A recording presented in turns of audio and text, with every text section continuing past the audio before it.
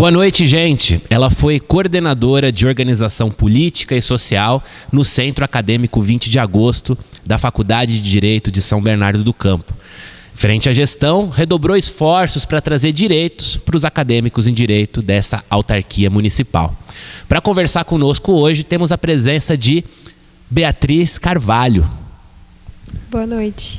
Boa noite, obrigado por aceitar o nosso convite. Lembrando que você daí de casa pode participar com base nas nossas mídias sociais e sempre interagindo com os nossos convidados. Beatriz, você é militante do PSOL, engajada politicamente. Conta pra gente, qual foi o maior desafio que você encontrou nessa experiência no Centro Acadêmico 20 de Agosto? O maior desafio foi envolver os demais alunos nas lutas e não só quem já estava na gestão. Ainda mais nesse momento de que as pessoas têm mais aversão à política e tudo mais. Como que você avalia hoje o cenário político, assim, em termos de tendência? Você imagina que hoje um acadêmico, por exemplo, em direito, ele é mais conservador, mais progressista? Qual que é a sua leitura? O direito sempre foi muito conservador, né? Então, as pessoas continuam muito conservadoras no direito. Teve recentemente aquele episódio de racismo nos Jogos Jurídicos do Rio de Janeiro. E, sei lá, no direito sempre foi conservador. Eu acompanhei isso, foi lamentável, dá vergonha alheia, né? A gente está em 2018 e cenas lamentáveis como essa, infelizmente, acontecem.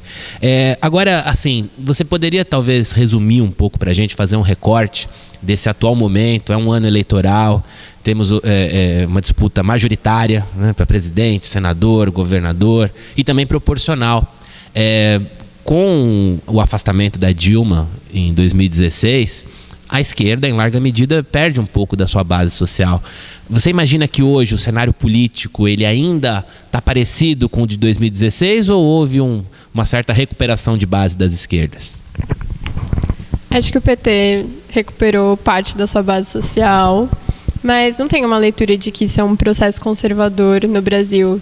Acho que muita gente está descontente com o sistema político, como ele é posto e como ele acontece, que a gente chama de a velha política e tudo mais. E essas pessoas buscam um novo projeto, novas pessoas que não estejam em envolvimento com corrupção e com projetos que foram impopulares. Exato, estou de acordo. E, Beatriz, você, apesar da pouca idade, já se destaca no meio político, com base nas suas opiniões, eu noto nas mídias sociais, sempre tem aquele engajamento, o pessoal interage.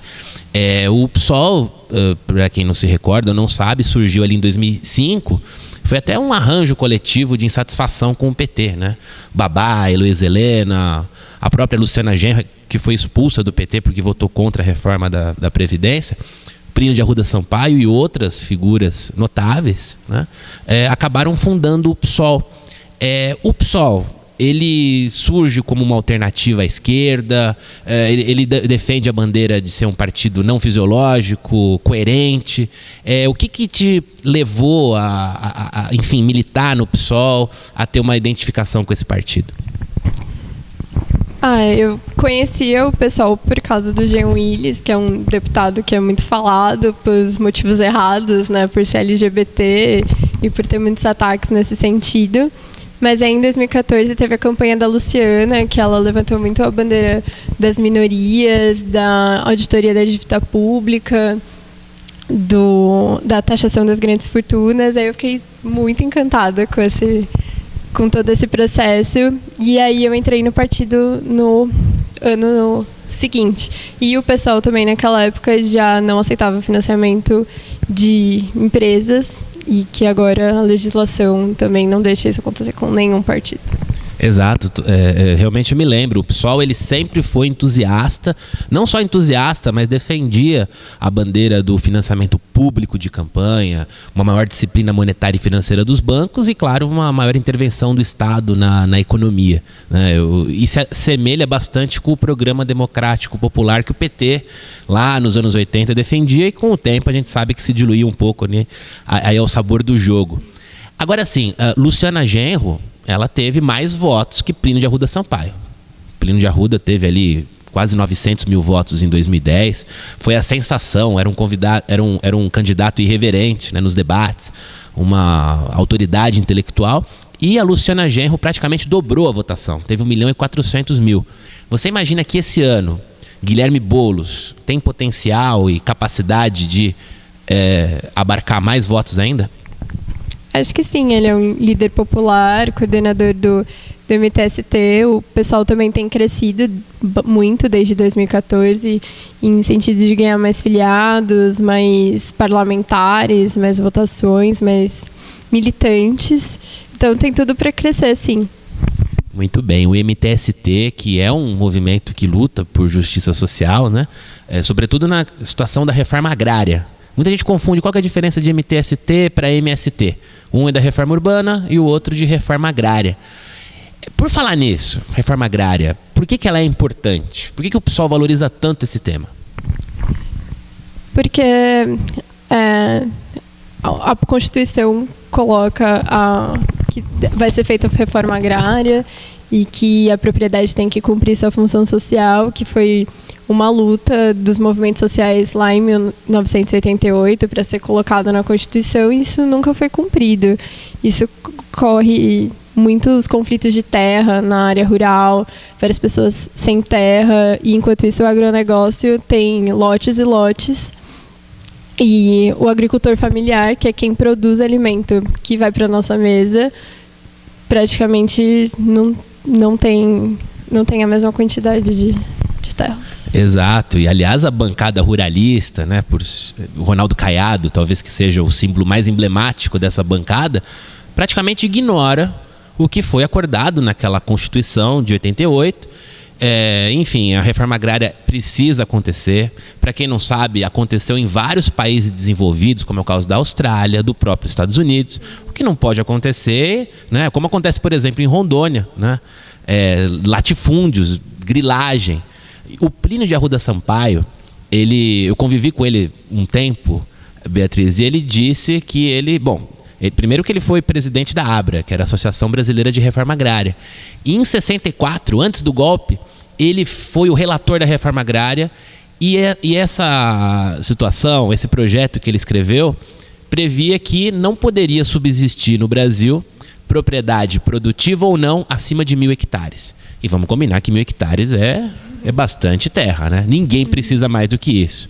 Mas na prática, infelizmente, os grandes latifundiários, eles acabam afastando, né, o pequeno produtor, tudo por conta do agronegócio, não é verdade? E não respeita a demarcação indígena e tudo mais, né, Beatriz?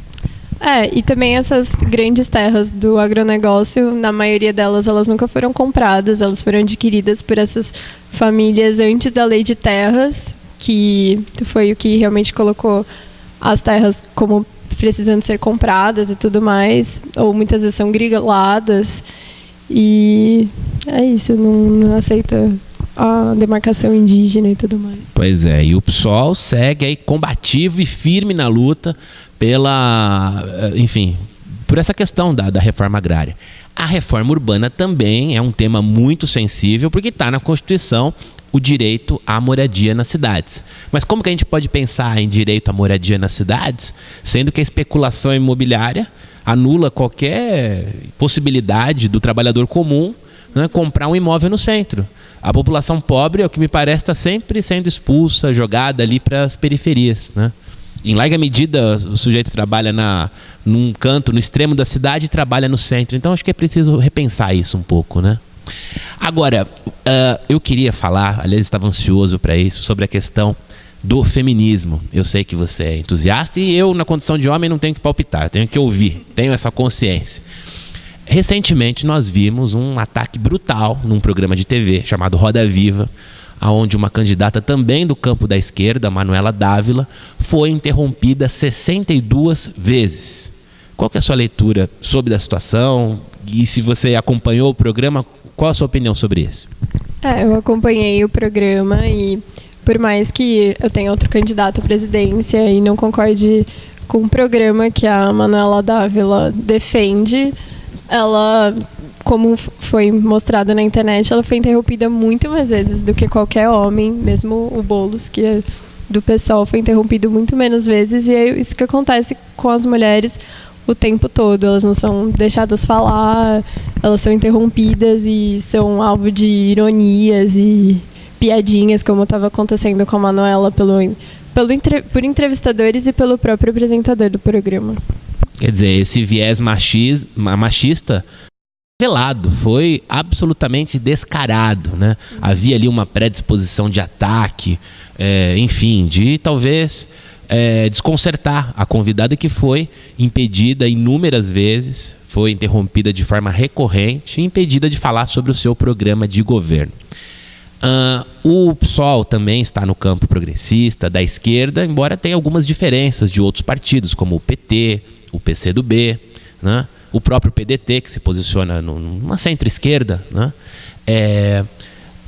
Por que o PSOL não tem essa postura fisiológica, né? O fisiologismo é política em troca de favores. O PSOL ele só permite alianças enfim, em qualquer situação majoritária no país, ou com o PCB, que é o Partido Comunista Brasileiro, ou em algumas situações com o PSTU.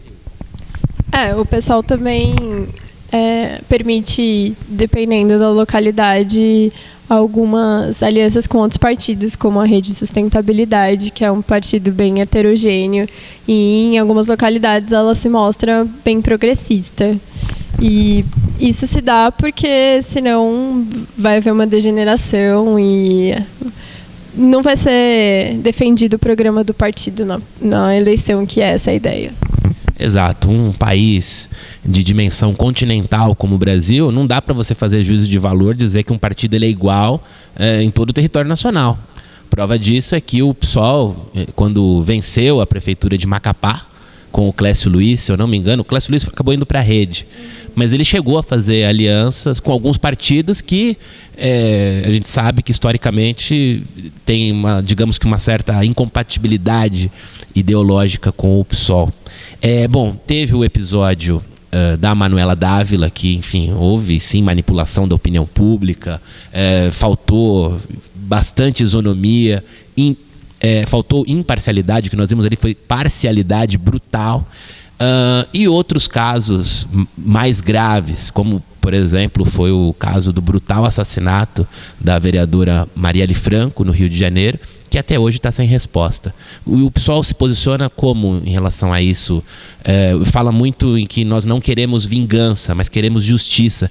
Você acompanhou de perto, tem interlocução com o pessoal do Rio de Janeiro? O pessoal do Rio de Janeiro quer que seja elucidado o caso da Marielle Franco e, mais do que isso, seja mostrado quem são os mandantes desse crime, já que ela morreu na mesma semana que ela denunciou problemas com milícias. Exato, eu acompanhei na época, enfim, os personagens principais do PSOL carioca e fluminense, que é o caso do Marcelo Freixo, do Tarcísio Mota, que disputou o governo. O pessoal muito abalado, mas fala a todo momento, né?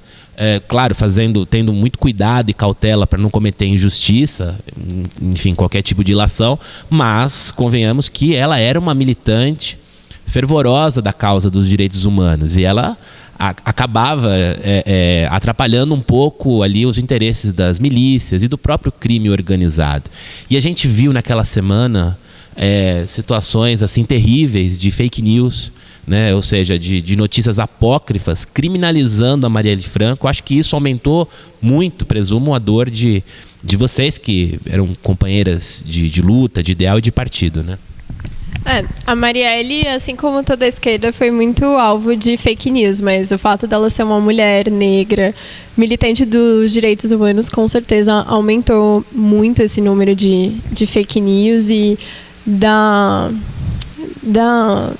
repulsão das pessoas com a ideia que tinha uma mulher negra, favelada, na Câmara Municipal, denunciando milícias e lutando pelos direitos humanos de modo geral. Exato, ela estava fazendo o que tem que ser feito, né? Infelizmente teve aí a vida ceifada de uma forma precoce, brutal, e tomara que a polícia fluminense consiga restabelecer a verdade, mostrar e punir, sobretudo, aí, os culpados. Beatriz Carvalho, hoje presente aqui no Politicação, Você daí de casa, continue conosco, que agora nós vamos para um breve intervalo. Voltamos já, não saia daí.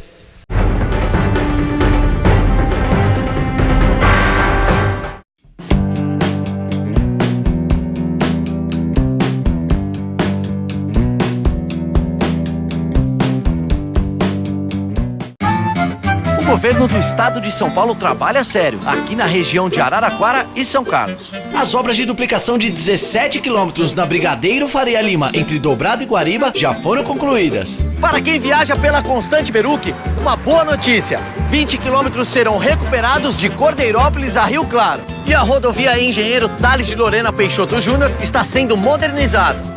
O investimento na saúde também não pode parar. O programa SOS Santa Casa beneficia 6 hospitais. O AME de São João da Boa Vista passou a fazer pequenas e médias cirurgias e o de São Carlos está com as obras avançadas. O governo do estado também investe no desenvolvimento tecnológico, na FATEC de Araraquara, que já está pronta, e no campus da Unesp. Eu me sinto muito honrada em participar desse avanço tecnológico que vai revolucionar o mundo. A educação começa desde o berço. Por isso, 22 novas creches foram entregues, outras 13 estão em construção. É com trabalho que a gente chega lá. Governo do Estado de São Paulo.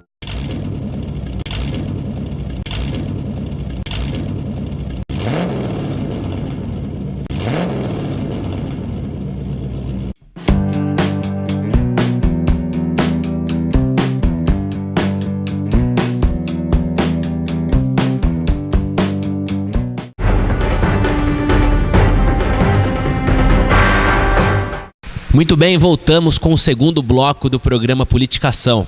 Hoje converso com Beatriz Carvalho, ela que é militante do PSOL, já foi coordenadora de organização social e política no Centro Acadêmico 20 de Agosto da Faculdade de Direito São Bernardo do Campo e fala hoje sobre os temas pontuais, enfim. Beatriz, você é uma jovem, feminista, engajada politicamente. A gente falou no primeiro bloco sobre a situação da reforma agrária e também da reforma urbana. Eu queria saber o seguinte, em relação às conquistas femininas, né, enfim, agora no século XXI, o que você avalia que mudou, enfim, na última década?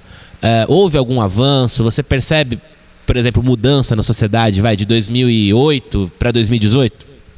Aconteceu muitas mudanças, assim, principalmente depois de 2013. Acho que a assédio na rua, o feminicídio das mulheres brancas diminuiu, infelizmente o das mulheres negras segue crescendo. Hoje a gente tem algumas cotas de mulheres, tanto nos partidos políticos para serem candidatas, quanto, por exemplo, no centro acadêmico a gente colocou paridade de gênero nas chapas que seriam registradas para o pleito. Então, tem tido avanços, sim, mas infelizmente também eles são maiores para as mulheres brancas. A paridade de gênero tem que ocorrer e parabéns por essa iniciativa. Infelizmente, nós vimos um candidato à presidência da República, Jair Bolsonaro, dizendo, enfim, um teor, digamos que misógino, né, dizendo que ele relativiza, ele não disse que ele relativiza, mas enfim, ele relativiza de fato que, enfim, a situação que as mulheres ganham menos, mesmo exercendo a mesma função do homem. E ele disse o seguinte, que as mulheres, ele entende o empregador, o patrão, porque ela tem que ganhar menos porque ela fica grávida. Como que você avalia esse recrudescimento do conservadorismo e Jair Bolsonaro, que personifica essa onda conservadora que está em curso aí no país? Ele está justificando que uma pesquisa da FGV já mostrou que 50% das mulheres, quando voltam da licença maternidade, são demitidas. E não deveria acontecer isso em outros países. Tem uma licença maternidade e paternidade igualitária e outras medidas para que não se onere só a mulher com a maternagem e tal. Agora, essa disputa por direitos iguais, enfim, corrigir desajustes históricos, você nota no campo da esquerda que você está em constante contato, eu sei que você tem contato com muita gente ligado enfim, às alas mais progressistas da sociedade, você encontra, digamos que, machismo dentro da própria esquerda? Com certeza. A gente também é interrompido em reuniões, a gente também sofre machismo, e quando a gente aponta machismo, muitas vezes eles também são relativizados. A gente acha que dentro de um partido político ou dentro da esquerda, assim, tudo vai ser maravilhoso, vai ser flores, vai ser perfeito, mas o partido também é feito de pessoas, e as pessoas são, em grande medida, reflexo da sociedade onde elas vivem. A gente tem muito mais espaço para desconstruir isso e para trabalhar isso com outros companheiros dentro de partidos da esquerda do que na sociedade em geral, mas também tem muita reprodução de machismo dentro dos partidos. Eles são rotulados, eu esqueci agora, mas esquerdomacho.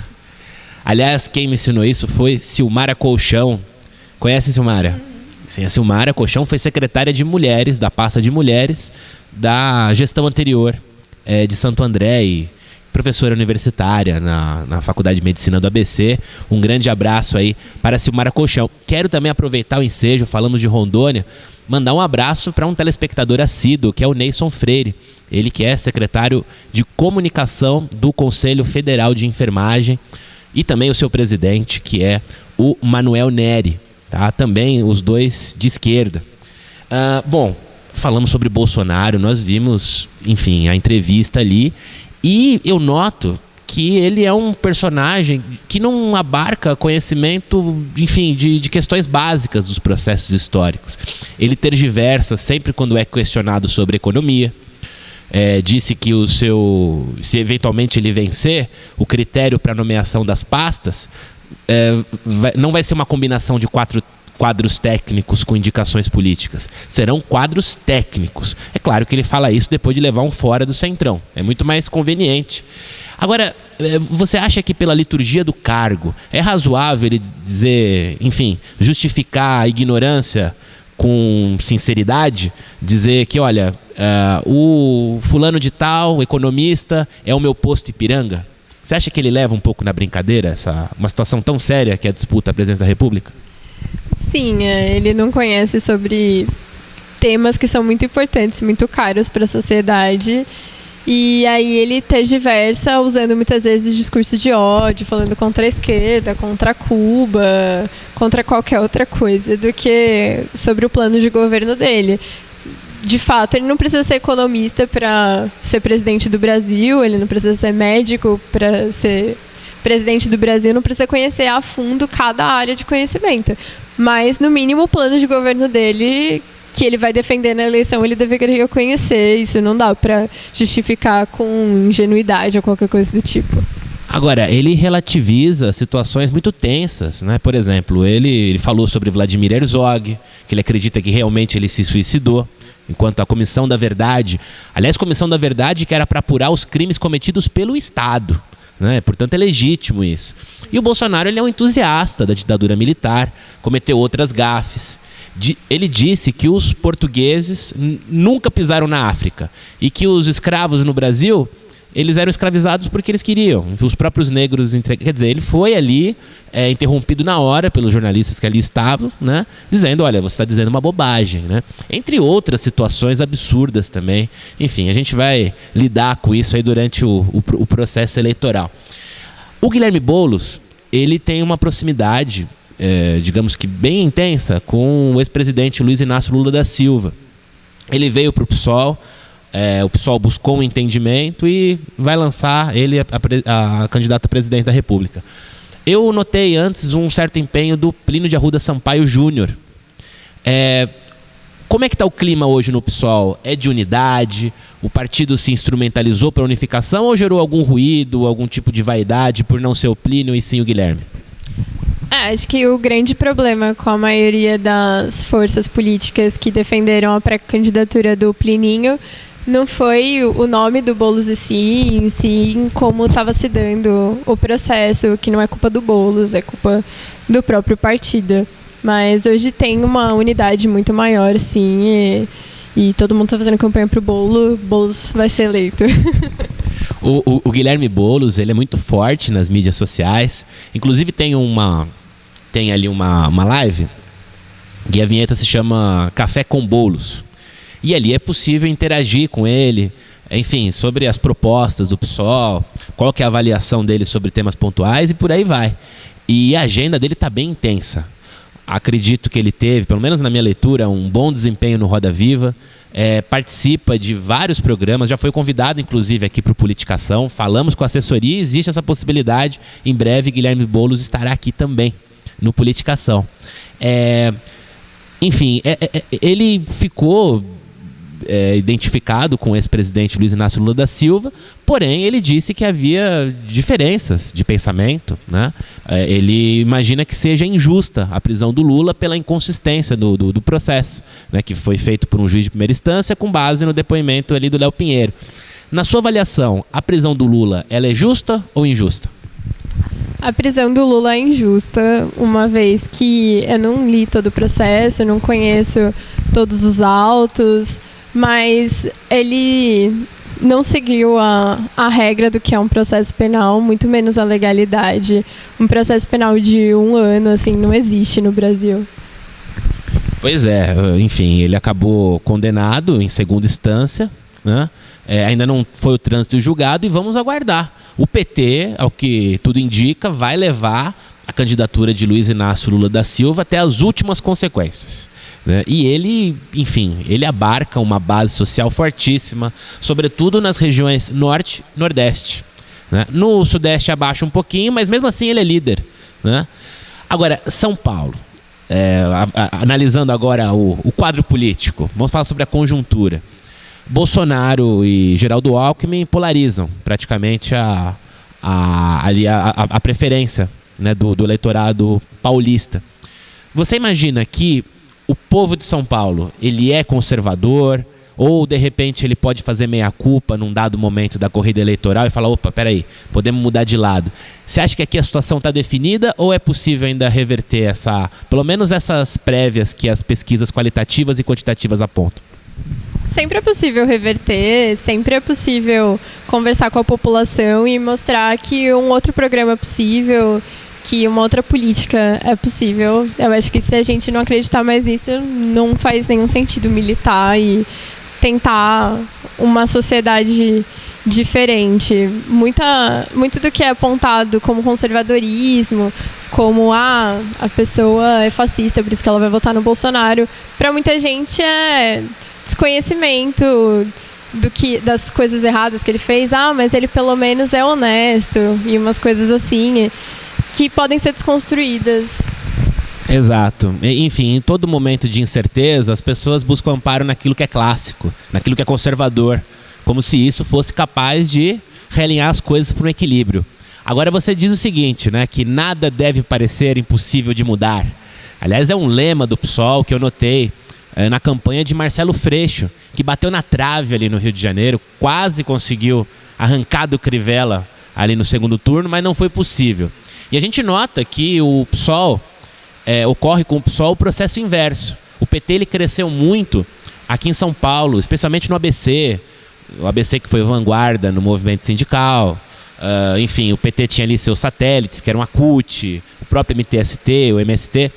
O PSOL, ele consegue crescer de uma forma, assim, bem, digamos, uma forma bem forte no Rio de Janeiro, né? A gente nota que o PSOL ele tem uma força política maior, inclusive, do que o PT. O próprio PCdoB da Jandira Fegali.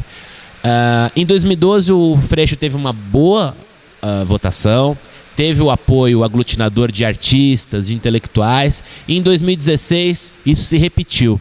Você imagina que ali está batendo na trave, pode ser que em 2020 cante alguma situação ali? Acredito sim, com certeza. O Crivella teve denúncias muito fortes de improbidade administrativa recentemente e o PSOL defendeu o impeachment do Crivella, que não passou na Câmara, mas era uma vontade popular de grande parte da população. E acredito que grande parte da população vai ver que o Crivella se colocou como uma coisa que ele não era. Enfim, aquele proselitismo religioso que a gente está acostumado. Bom, falaremos mais sobre esse tema. Vamos para mais um intervalo. Não saia daí que o Politicação volta já.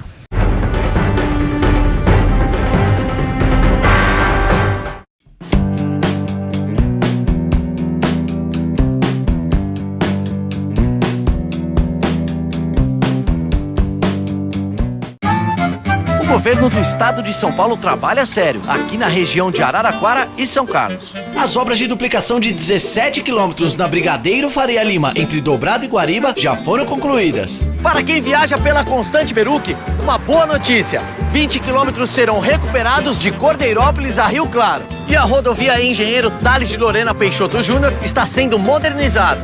O investimento na saúde também não pode parar. O programa SOS Santa Casa beneficia 6 hospitais. O AME de São João da Boa Vista passou a fazer pequenas e médias cirurgias e o de São Carlos está com as obras avançadas. O governo do estado também investe no desenvolvimento tecnológico, na FATEC de Araraquara, que já está pronta, e no campus da Unesp.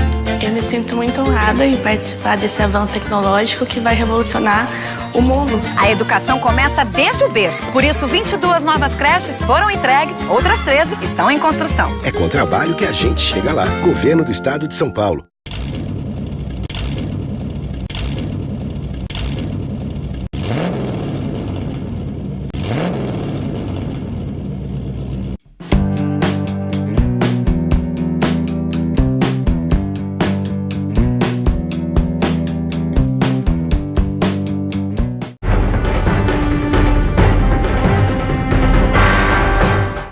Olá, gente, voltamos com o terceiro e último bloco do programa Politicação. Hoje eu converso com Beatriz Carvalho, ela que já foi coordenadora do CAIxa, que é o Centro Acadêmico de Direito de São Bernardo, e também é militante do PSOL. Quero aproveitar o ensejo para mandar um abraço para a turma do Zona do Esporte, que em breve terá o espaço aqui na nossa produtora, na nossa querida Eco TV.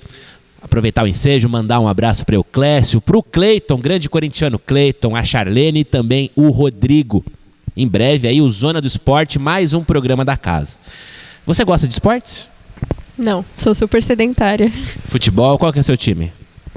Teoricamente o Palmeiras. Palmeiras, ninguém é perfeita, né? Mas um dia vocês vão ter Mundial. Dena já olhou aqui com cara de reprovação, não sabe o que é isso, mas quem sabe um dia o Palmeiras conquistará aí o tão sonhado Mundial para a alegria de Euclésio Souza, grande palestrino aí da Zona Leste. Olha só, conta pra gente, Beatriz, na sua opinião, qual fator contribui mais para a perpetuação do machismo? O capitalismo. É o capitalismo? Essa lógica capitalista, ela impera e a gente nota que muita gente da direita diz, olha, é utopia da esquerda achar que vai mudar o sistema e tudo mais. Você acha que é possível mudar? Porque eles sempre dizem o seguinte, isso aí não deu certo em lugar nenhum do mundo. Enfim, aquele argumento que tem a abrangência de um oceano e a profundidade de um pires. Qual que é a sua leitura sobre isso?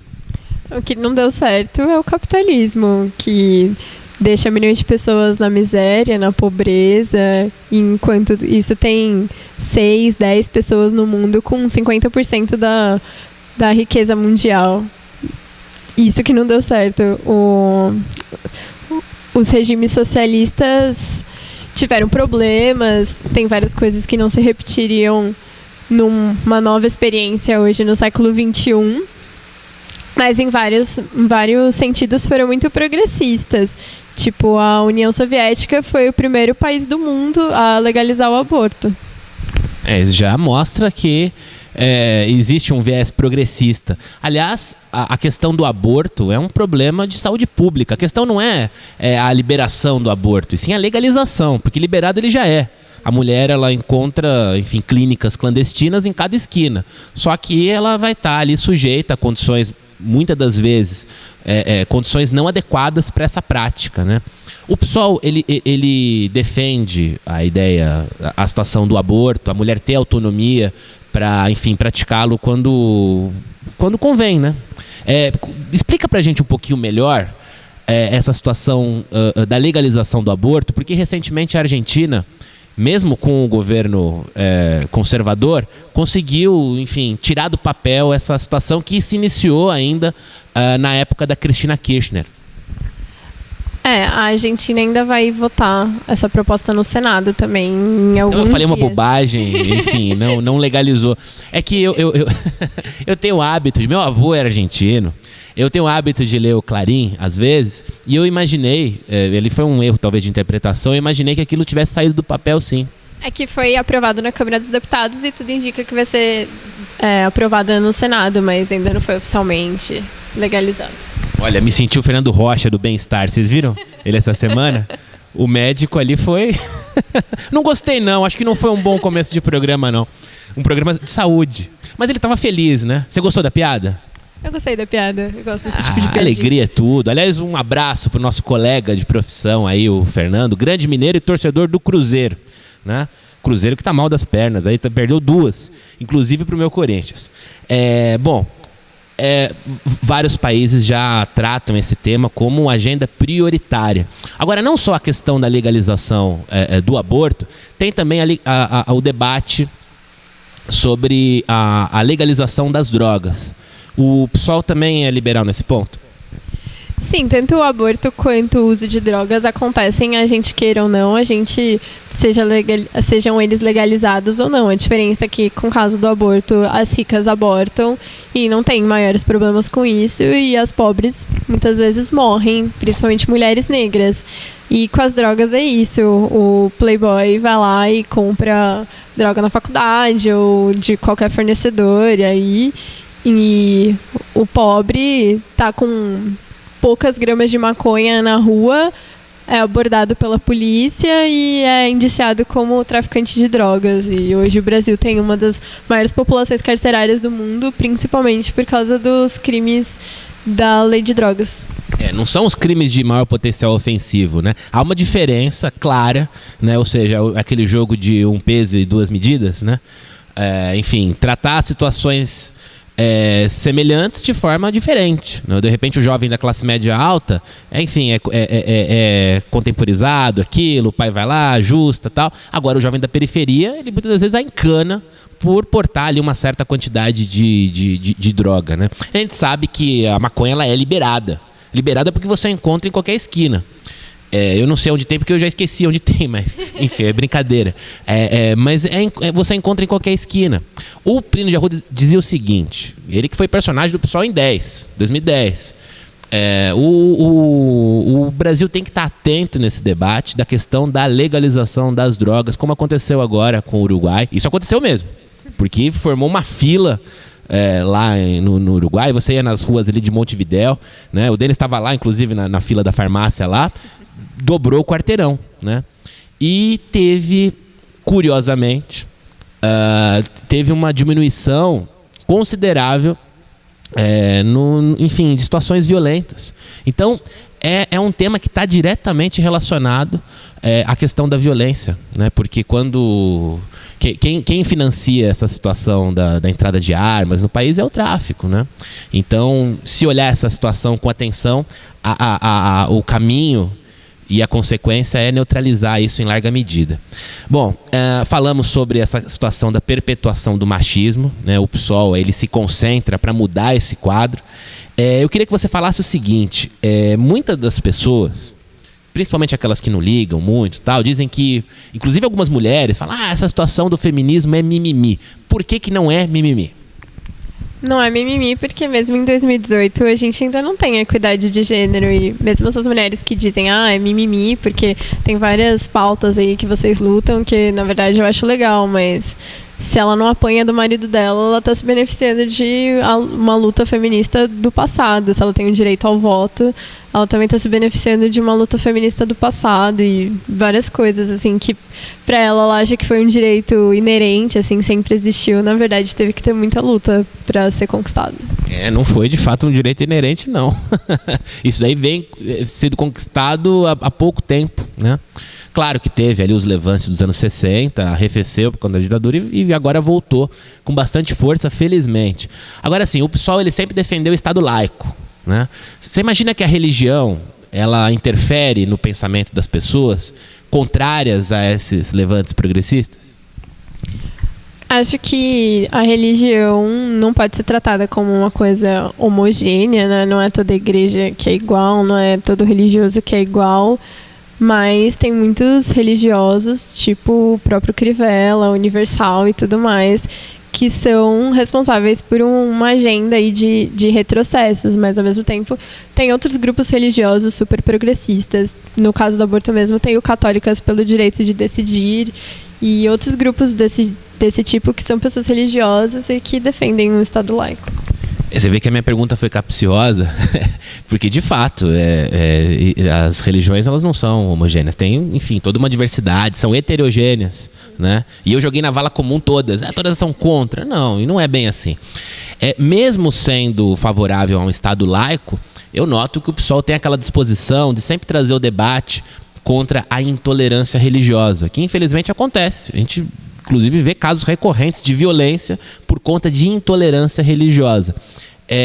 Por que isso acontece no Brasil, enfim? De repente, sei lá, um sujeito que é evangélico agride o que é de Umbanda, ou enfim, de parte a parte isso acontece? Isso acontece em grande parte também por causa do racismo, porque religiões de matriz africana são tidas como é o diabo, mesmo que nem exista diabo na Umbanda e no Candomblé e tudo mais.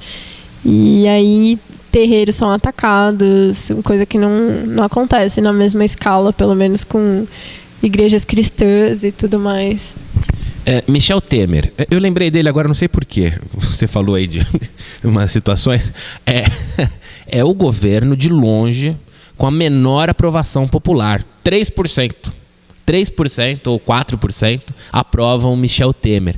Na sua visão, essa baixa aprovação se dá a um suposto governo ilegítimo ou falta de traquejo político do presidente?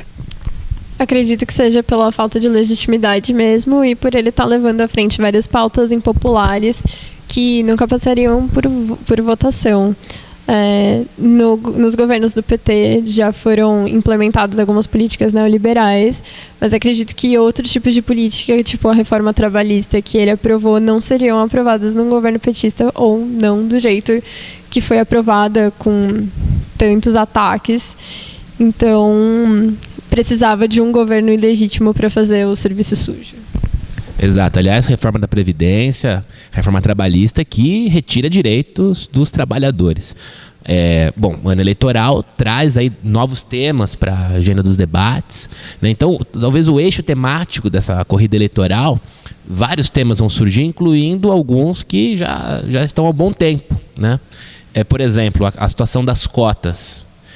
Você é favorável a cotas étnicas nas universidades?